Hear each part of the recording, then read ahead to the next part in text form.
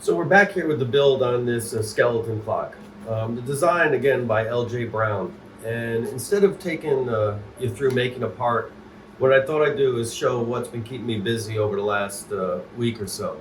Once I got the calendar function working, now I'm going back and refining parts, refining the design. I think you'll see this interesting to see the original design and then what I think some of the enhancements I've made to it. The original's good, but I think it could be a little bit better. So let's take a look at some of the type of changes that I've been busy making. So here I've got a bunch of parts made up. These are close to final, so we'll take a look at some of these and see the changes that were made to them. So the cam actuator for the month, quite a lot of changes were made to this. First, you can see little things. The original design was straight, so then I had to file to get some clearance on this first part. And you can see this part I basically made to the drawing. It's got this point on it. But when going through the design, I saw there was a clearance issue that needed to be made, so I wanted to make it look a little bit better than just a sanded out part, so put this curve in. And there was no reason for that extra point. So carved that off, and you can see the slight changes to the design, so it's kind of 3 steps away from the original. Another change that was made was on the weight system. You know, here for clearance they had a weight that had a part cut off.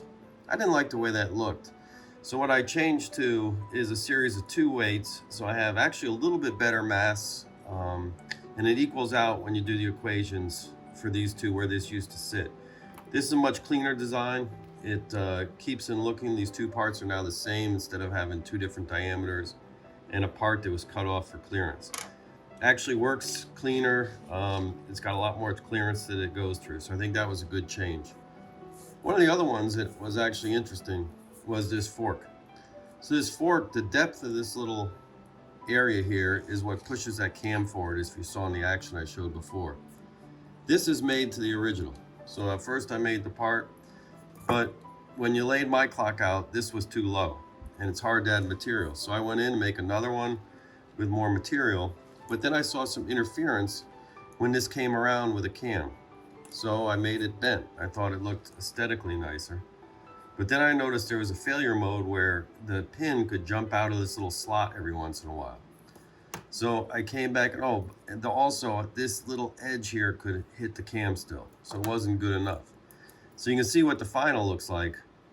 So if you look at the original to the final, much different, but I think I took out a lot of failure modes of getting caught up on the cam. Also the pin can no longer jump out and the height is right.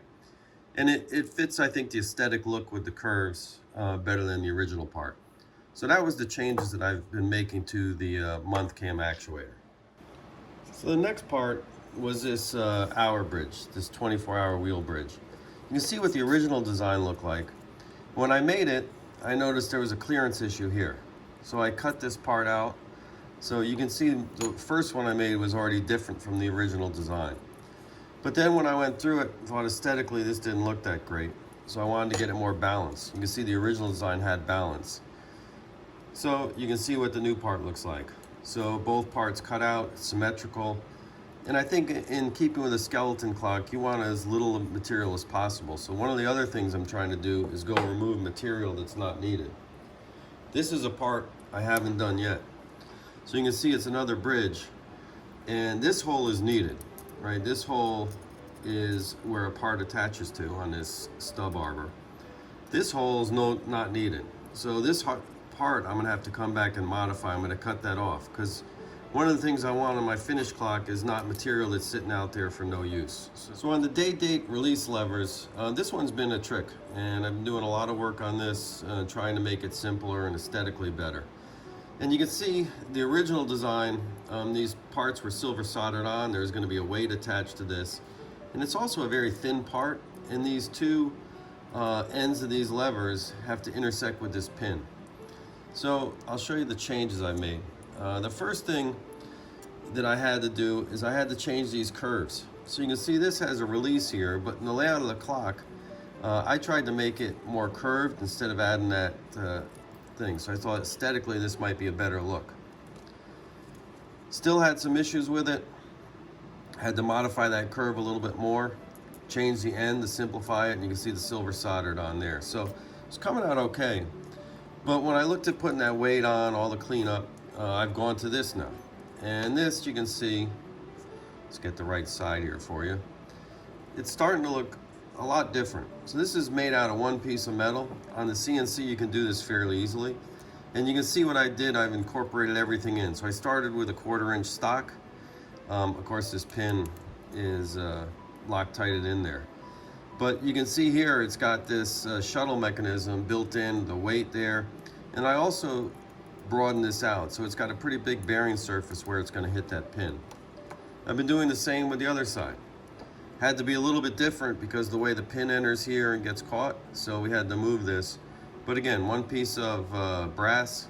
You can see I incorporated the end on, so I've got pretty good bearing surfaces. They won't get caught or get hung up on anything. And that's where we are. So you can see little changes, but I think in the end, when this thing's polished out and cleaned up, less parts is always better. And I think nice flowing curves tend to look good on a skeleton clock. So that's what I've been busy with. We'll keep you updated on the build as we go along. Hopefully next we'll see this whole perpetual calendar put together and working with the weight system. So stay tuned. If you like what you see, if it's interesting to you, please subscribe. And I'd love to hear comments, suggestions, because as you can see, I'm learning. Hope you're learning from this. But anything that you've got to say, I would love to hear. Thanks very much.